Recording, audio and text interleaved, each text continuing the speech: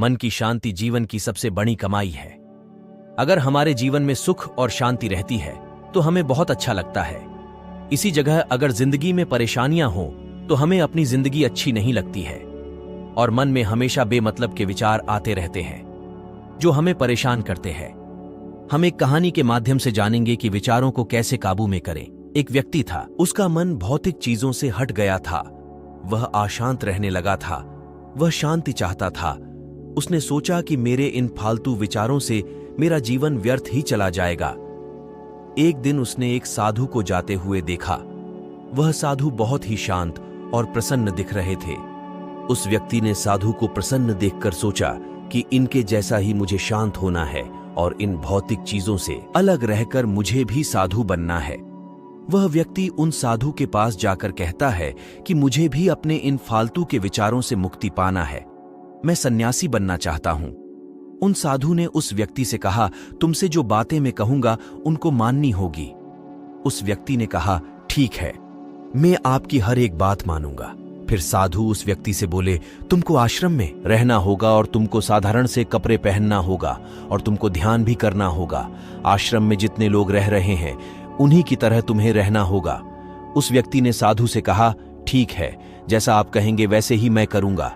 फिर साधु ने उससे कहा, तुम अपने मन से मेरे पास नहीं आ सकते हो, जब मैं बुलाऊंगा तभी तुम मेरे पास आना।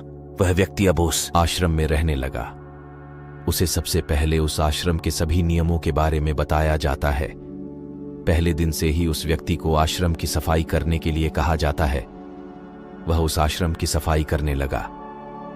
रोज वह आश्रम की सफाई करता गया।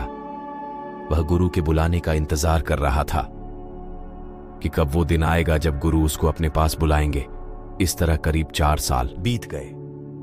अब उसे कोई भी विचार परेशान नहीं करते थे। अब उसके गुरु की उम्र ज्यादा हो गई थी और गुरु को उत्तराधिकारी चुनना था। गुरु ने सभी शिष्यों को बुलाकर कहा, जो भी जीवन जीने का सही तरीका बता देगा वही उत्तराधिकारी होगा। लेकिन किसी ने भी जीवन जीने का सही तरीका नहीं बता पाया।